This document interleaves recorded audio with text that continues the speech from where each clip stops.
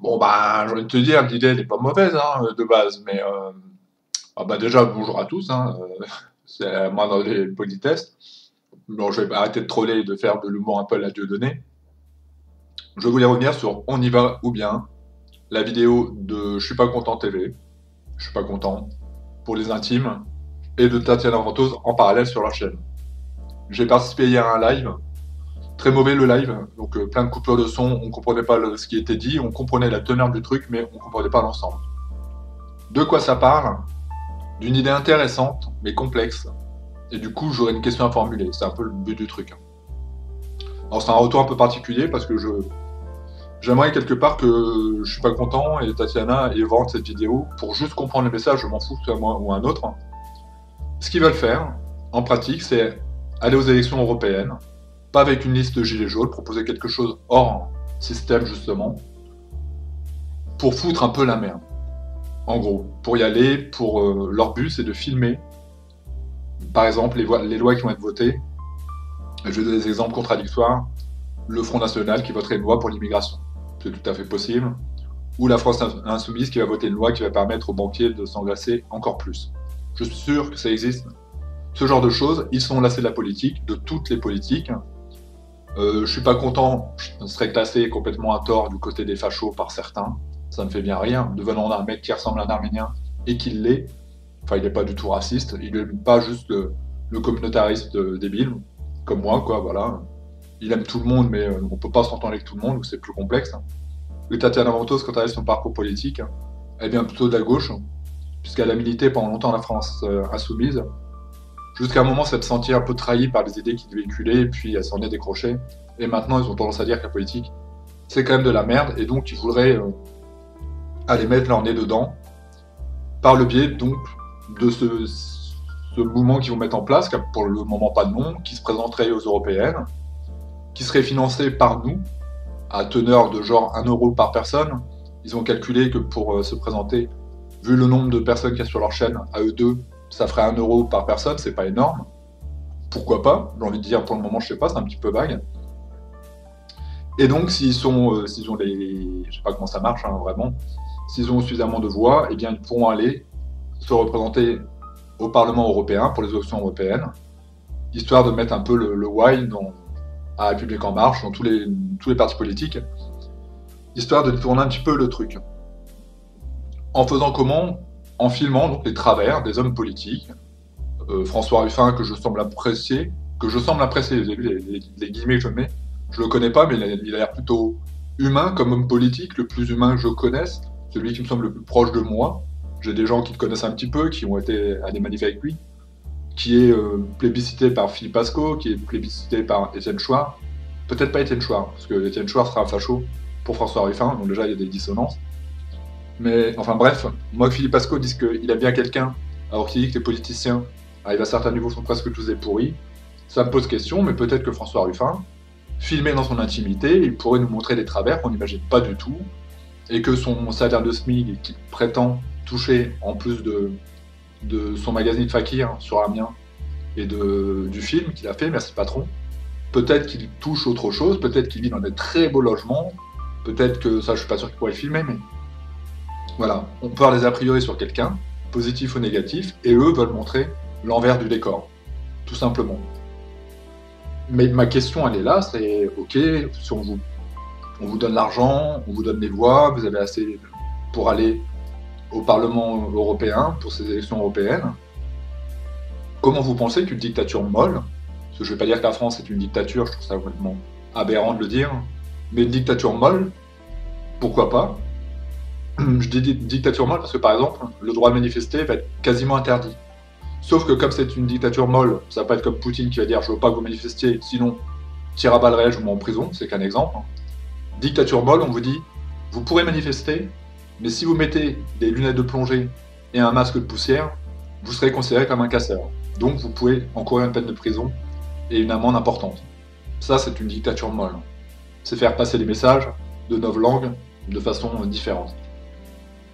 Enfin bref, donc, si on est dans cette forme de dictature molle, comment peut-on penser que des oligarques vont les laisser filmer comme ça à l'intérieur les arcanes du monde politique?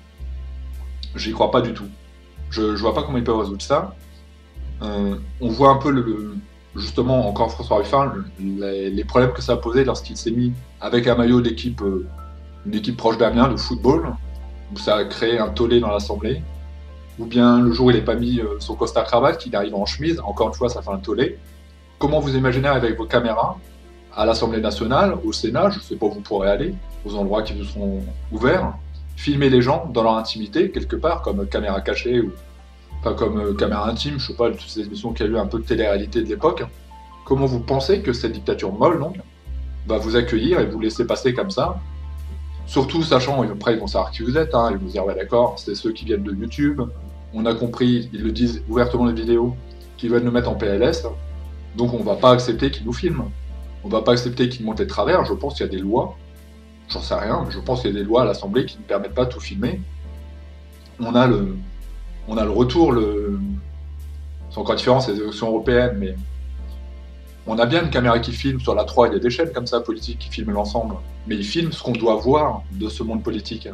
Ils filment pas le travers, ils filment pas le derrière, ils filment pas les arcanes. Et si vous avez à me répondre à cette question, comment vous allez faire?